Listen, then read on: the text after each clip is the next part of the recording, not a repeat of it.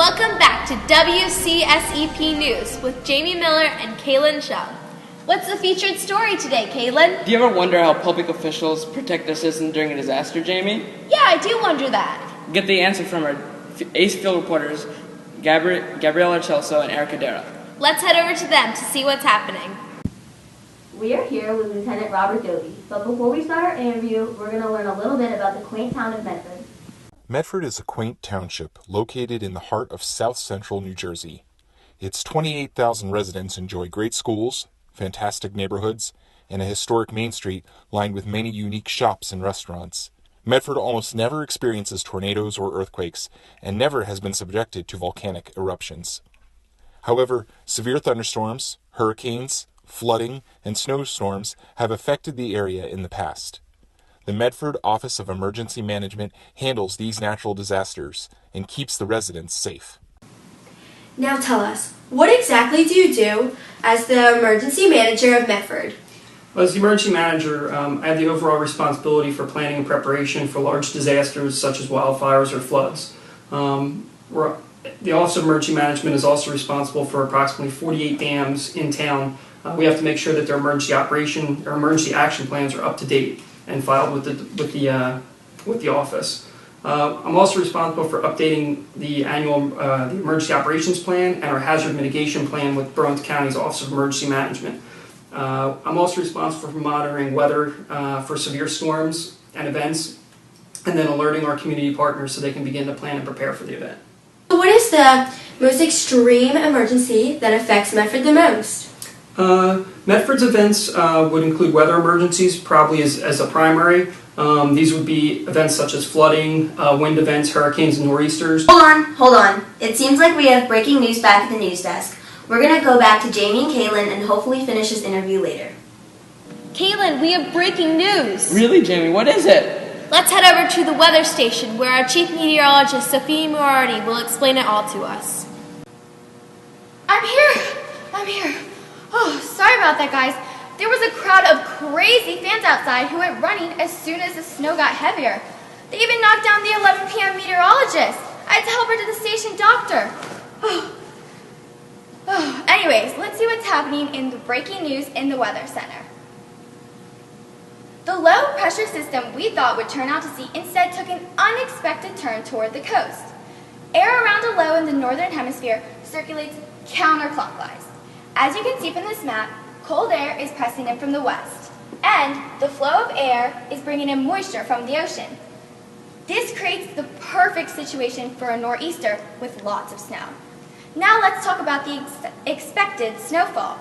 Although this model projects that we will have between 6 to 12 inches of snow, keep in mind that we can also have up to 18 or more inches. We expect impossible travel with flight cancellations and very strong winds. That's it for now. Bella will update you during the 11 o'clock news. Thank you, Sophia. Today we have an expert from the U.S. National Climate Assessment.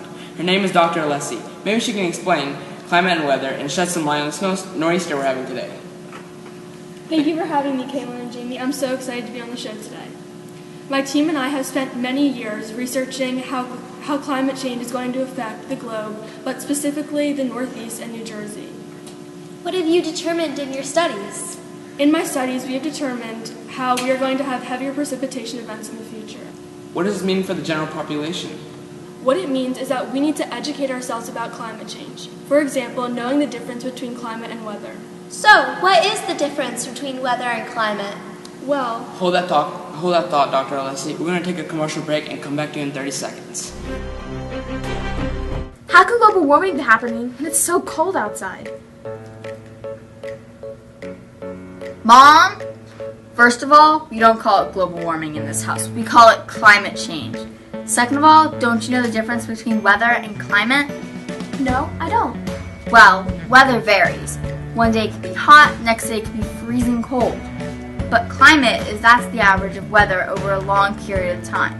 And climate is changing. That's a lot of information. Is there an easier way to remember it? Well, weather is the clothes you are wearing, and climate is the clothes in your closet. Wow, that makes it much easier. Where'd you learn that? I learned at the Medford Science Summit last year. It was so much fun. You should come with me this year. I think I will. Well, that was convenient. Yeah, a commercial about weather and climate. Well, Dr. Alessi, do you want to finish up? Well, I just wanted to bring with me this great book, and it helps wrap up how climate change is affecting us and how we should learn how to be more resilient. Well, thank you, Dr. Alessi, for coming. I think, Jamie, we have time to go back to our reporters out on the field. Thank you, Jamie and Kaylin. How will you communicate with citizens during this snowstorm? Well, we can use traditional methods such as radio and TV announcements like this. These can be done over public networks or private channels such as LDTV. We would also use Nixle, which is a free service that township residents can sign up for at nixle.com. It enables us to send text alerts and email alerts to their phones so they can get critical information over the wireless network as long as it's up and running.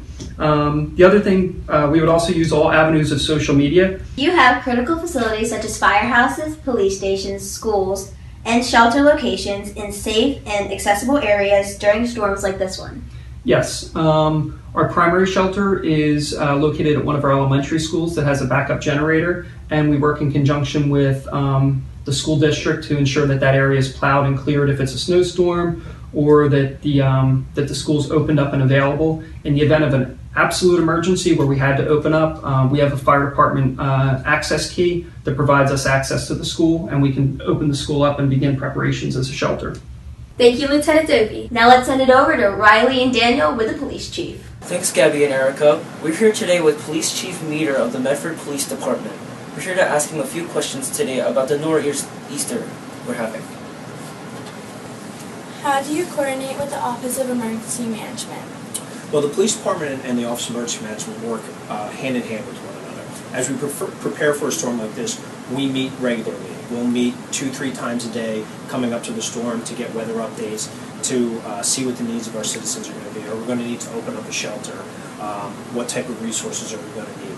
And then during the course of the storm, we'll meet here in the Emergency Operations Center, and everything that we do will be in coordination through the Office of Emergency Management.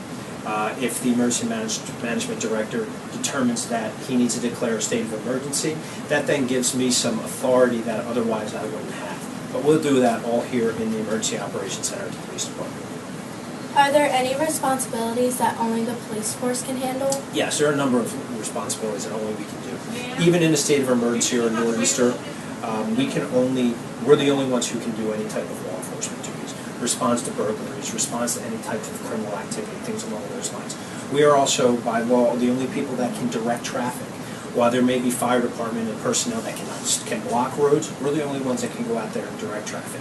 And again, as the chief of police, in a state of emergency, I have some authority where I can remove vehicles from roadways without authorization. And there are things like that that only the police are allowed to do. So our citizens are very worried about this snowstorm. Do you have a message for our citizens? I do. I would tell the citizens that the police, fire, and EMS department, and the emergency management department of Medford Township are very well prepared for this. We've done it a number of times in the past. We will be communicating with them throughout the storm, through social media, through the internet, through reverse 911 if need be.